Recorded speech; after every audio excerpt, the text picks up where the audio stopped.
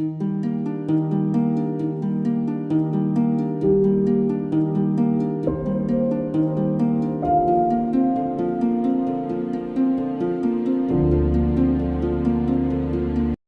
जनमंच पर एक बार फिर से आपका स्वागत है। पिछले वीडियो में हमने आपको बताया था कि हरियाणा के हिसार में गुरु जंबेश्वर विश्वविद्यालय में पर्यावरण कंसल्टेंसी से जुड़े कई गंभीर सवाल उठ रहे हैं। करोड़ों रुपए के कथित कंसल्टेंसी घोटाले की कहानी, 51,000 रुपए की हेराफेरी का मामला और दस्तावेजों में सामने आए तथाकथित चमत्कारी बॉक्स, इन सब का जिक्र हमने उस वीडियो में किया था। मगर उस पूरी कहानी के बीच एक और मामला सामने आता है जो दिखने में भले छोटा लगे, मगर जब दस्तावेजों को ध्यान से पढ़ा जाता है तो वह बड़े सवाल खड़े कर देता है। यह मामला है ट्रेवल अलाउंस यानी टीए बिलों का। औद्योगिक इकाइयों से हवा और पानी के सैंपल लेने के नाम पर जो यात्राएं दिखाई गई, क्या ये यात्राएं वास्तव में हुई थी या फिर इन यात्राओं के नाम पर कागजों में एक खेल खेला गया? आरटीआई से प्राप्त 2 दस्तावेज बताते हैं कि दिसंबर 2010 और फरवरी 2011 में सैंपल कलेक्शन के नाम पर टीए बिल पास किए गए। पहली नजर में ये सामान्य प्रशासनिक प्रक्रिया का हिस्सा लगते हैं, मगर जब इन बिलों, उनसे जुड़ी गाड़ी नंबरों और विजिलेंस जांच के दस्तावेजों को साथ रखकर देखा जाता है तो कहानी कुछ और ही संकेत देती दिखाई दे रही है। आज के इस एपिसोड में हम इन टीए बिलों में हुई कथित गड़बड़ियों को सामने रखेंगे और यह भी देखेंगे कि दूसरी विजिलेंस जांच के दौरान जांच अधिकारी ने किन तथ्यों को नजरअंदाज किया और क्या जांच में ऐसी गड़बड़ियां हुई जिससे भ्रष्टाचार के आरोपों से घिरे लोगों को बचाने की कोशिश साफ दिखाई दे रही है। जनमंच की इस श्रृंखला में हम इन दस्तावेजों और तथ्यों को एक एक कर आपके सामने रखेंगे ताकि यह समझा जा सके कि कागजों में दर्ज इन यात्राओं और बिलों की कहानी आखिर क्या कहती है। दस्तावेजों के अनुसार गंभीर आरोप ये है कि गुरु जंबेश्वर विश्वविद्यालय के वर्तमान कुलपति प्रोफेसर नरसिंहराम बिश्नोई ने पर्यावरण विभाग में डीन और विभागाध्यक्ष रहते हुए कंसल्टेंसी कार्यों से जुड़े फर्जी टीए बिल पास कर वित्तीय घोटालों के माध्यम से लाभ उठाया। और जब इन आरोपों की जांच की बारी आई तो जांच अधिकारी ने दूसरी विजिलेंस जांच में जानबूझकर तथ्यों को नजरअंदाज व जांच में गड़बड़ी कर दी ताकि भ्रष्टाचार के आरोपों से घिरे लोगों को बचाने का रास्ता तैयार किया जा सके। इन फर्जी टीए बिलों में हम आपको 2 बिलों के बारे में बता रहे हैं। ये 2 बिल पूरे फर्जीवाड़े की कहानी आपके सामने रख देंगे। दिसंबर 2010 और फरवरी 2011 के दौरान 1200 रुपए और 9600 रुपए की राशि टीए के रूप में ली गई। यह राशि उस यात्रा के नाम पर दिखाई गई जिसमें एक पीएचडी छात्र को औद्योगिक इकाइयों से हवा और पानी के सैंपल इकट्ठा करने के लिए भेजा गया। दस्तावेजों में दर्ज है कि यह छात्र राजेश सिंह था जो प्रोफेसर नरसिंहराम बिश्नोई के अधीन पीएचडी कर रहा था। यहां एक महत्वपूर्ण तथ्य यह भी सामने आता है कि राजेश सिंह को यूजीसी की छात्रवृत्ति मिल रही थी और उसकी बेसिक पे लगभग 20,000 रुपए थी। यूजीसी के नियमों के अनुसार छात्रवृत्ति प्राप्त करने वाला छात्र छात्रवृत्ति के अतिरिक्त किसी अन्य कार्य से आर्थिक लाभ नहीं ले सकता, मगर इसके बावजूद उसे विभिन्न औद्योगिक इकाइयों के सैंपल कलेक्शन और एनालिसिस के काम में लगाया गया और राजेश सिंह को टीए बिल के साथ साथ लाखों रुपए का भुगतान किया गया। उसे लाखों का जो भुगतान किया गया उसकी चर्चा हम भविष्य की स्टोरी में करेंगे, मगर इस स्टोरी में टीए बिल ही भ्रष्टाचार की परत उखाड़ रहे हैं। एक आरटीआई के माध्यम से यूनिवर्सिटी से 2 टीए बिल हासिल किए गए। इन दस्तावेजों में एक बिल में जिस गाड़ी का नंबर दर्ज था HR70A5593 वह अपने आप में चौंकाने वाला तथ्य सामने लाता है, क्योंकि यह किसी टैक्सी का नंबर नहीं बल्कि प्रोफेसर नरसिंहराम बिश्नोई की सरकारी लेक्चरर पत्नी श्रीमती वंदना बिश्नोई के नाम पर पंजीकृत एक निजी वाहन है। यहीं पर भ्रष्टाचार की एक बड़ी गड़बड़ सामने आती है। एक सरकारी कर्मचारी की निजी कार को टैक्सी दिखाकर टीए बिल पास कराई गई।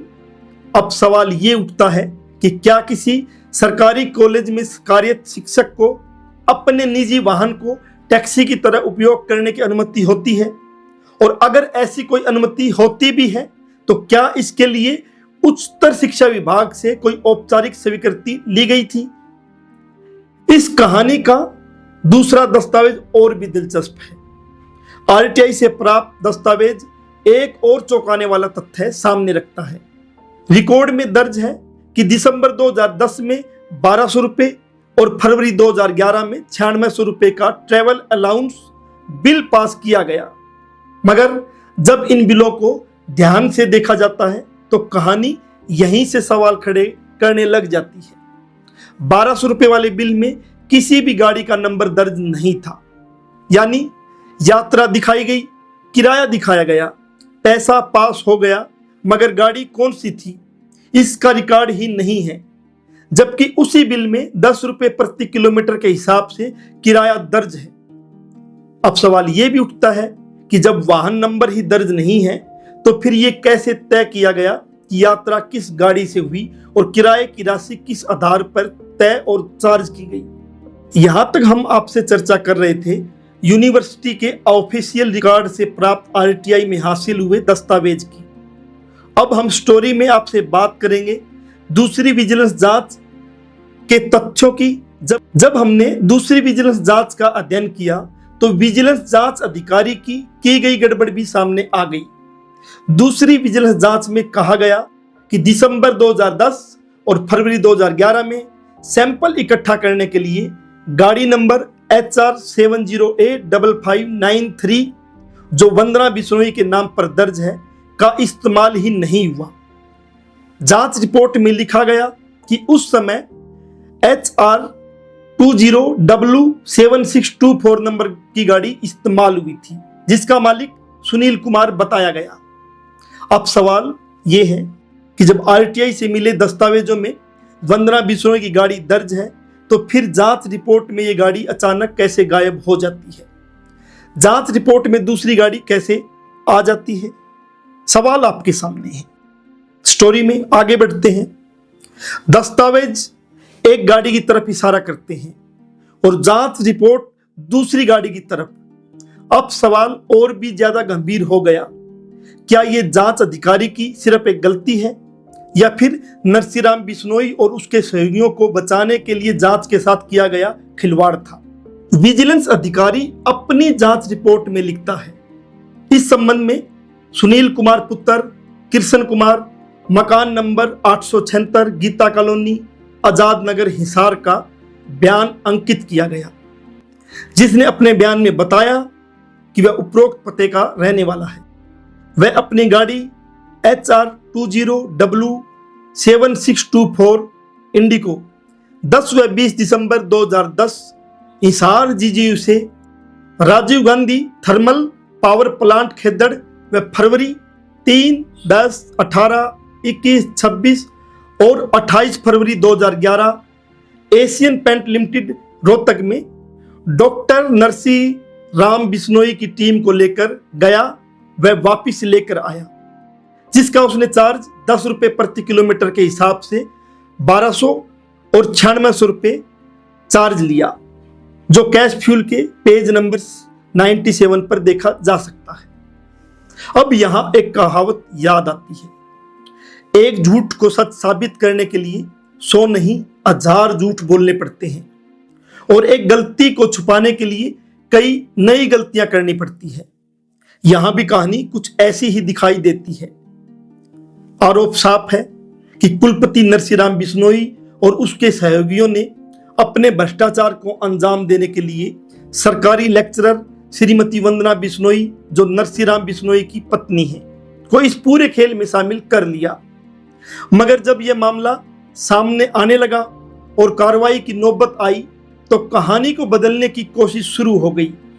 सवाल उठता है कि क्या पैसे के लालच में या किसी और कारण से विजिलेंस अधिकारी भी इस खेल का हिस्सा बन गया, क्योंकि दूसरी विजिलेंस जांच में अचानक गाड़ी ही बदल दी गई। जांच रिपोर्ट में कहा गया कि सुनील कुमार नाम के व्यक्ति की गाड़ी HR20W 7624 इंडिगो से दिसंबर 2010 और फरवरी 2011 में नरसीराम बिश्नोई की टीम को खेदड़ प्लांट बरवाला और रोहतक ले जाया गया। सुनील कुमार के बयान के आधार पर यही कहानी जांच रिपोर्ट में दर्ज कर ली गई। लेकिन जब इस गाड़ी के रजिस्ट्रेशन की जांच की गई तो एक और चौंकाने वाला तथ्य सामने आ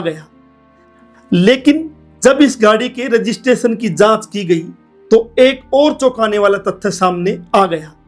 जिस गाड़ी को दिसंबर 2010 और फरवरी 2011 की यात्रा में इस्तेमाल दिखाया गया, उसका रजिस्ट्रेशन ही अक्टूबर 2011 में हुआ था। यानी जिस समय की यात्रा दिखाई गई उस समय वह गाड़ी कागजों में ही मौजूद नहीं थी।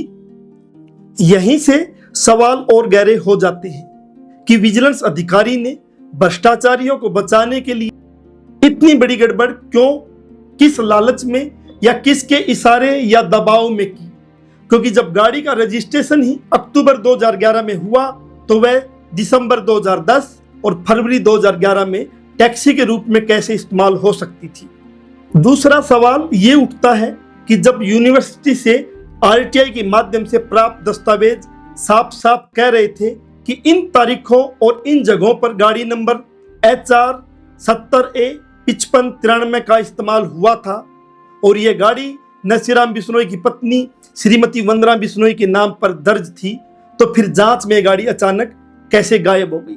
सवाल यह भी है कि इन दस्तावेजों को जांच अधिकारी ने कितनी बेशर्मी से हटाकर उनकी जगह नए मन घड़त दस्तावेज लगा दिए। लेकिन हैरानी की बात यह है कि जो नए दस्तावेज लगाए गए वे भी जांच की कसौटी पर झूठे ही साबित होते हैं। विजिलेंस जांच से जुड़ा एक और विरोधाभास सामने आता है। दिसंबर 2010 के टीए बिल में किराया 10 रुपए प्रति किलोमीटर दिखाया गया है, जबकि दूसरी विजिलेंस जांच रिपोर्ट में यही किराया 8 रुपए प्रति किलोमीटर दिखा दिया गया। मतलब जांच अधिकारी ने गाड़ी मालिक, किराया दर सब बदल दिए। अब अगर जांच रिपोर्ट सही है तो मूल बिल गलत है, और अगर मूल बिल सही है तो जांच रिपोर्ट पर सवाल खड़े होते हैं। एक और सवाल उठता है, क्या खेदड़ पावर प्लांट हिसार सहित हरियाणा की अन्य औद्योगिक इकाइयों में वर्ष 2010 से 2014 के बीच हवा और पानी के सैंपल इकट्ठा करने के लिए इस्तेमाल की गई गाड़ियों और टीए बिलों की पड़ताल की गई? क्या उन PhD छात्रों की उपस्थिति रजिस्टर की भी जांच की गई जिन्हें सैंपल कलेक्शन के काम में लगाया गया था?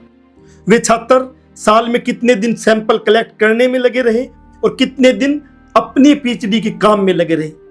अगर इन बिंदुओं पर गहराई से जांच हुई होती तो संभव है कि इस पूरे मामले की तस्वीर और भी स्पष्ट होकर सामने आती।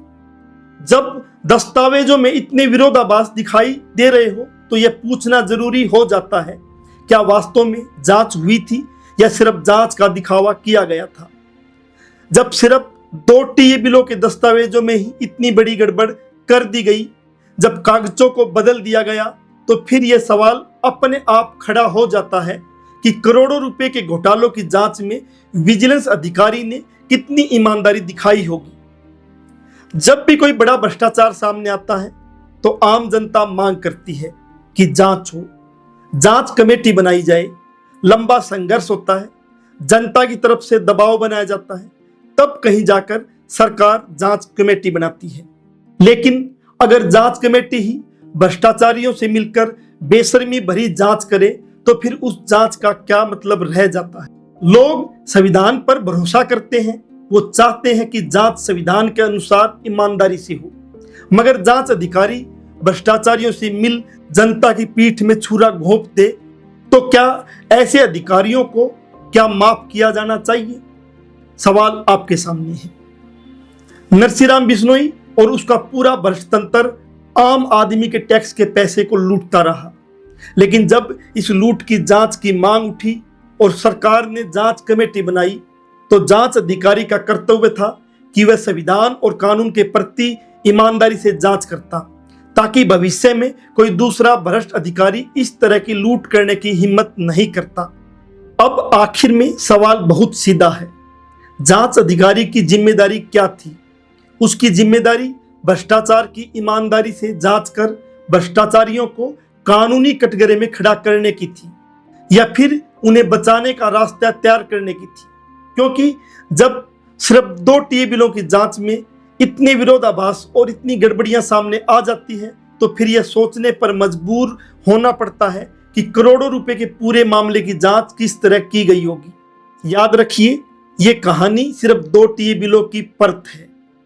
इस श्रृंखला के अगले वीडियो में हम आपको दिखाएंगे कि कैसे करोड़ों रुपए के इस पूरे घोटाले की परतें एक एक कर खुलती है। दस्तावेज बोलते हैं, और जब दस्तावेज बोलते हैं तो सच्चाई देर तक छिप नहीं सकती। यहां एक बात और, जिस जांच अधिकारी को जनता के टैक्स के पैसे से वेतन मिल रहा था, वह अगर लालच में आकर अपने कर्तव्य से भटक सकता है, तो यह लोकतंत्र के लिए एक गंभीर सवाल है। मगर ऐसे समय में जनमंच पत्रकारिता का अपना फर्ज नहीं भूलेगा। हम दस्तावेजों के साथ, तथ्यों के साथ जनता के पक्ष में सच्चाई को सामने लाने का काम ईमानदारी से करते रहेंगे। सत्ता चाहे कितनी ताकतवर क्यों न हो, सवाल पूछना ही पत्रकारिता का असली काम है, और जनमंच यह काम जारी रखेगा। हम जल्दी फिर वापस लौटेंगे इस सीरीज के अगले वीडियो के साथ। तब तक के लिए आप हमारे साथ जुड़े रहे। आप सभी का धन्यवाद।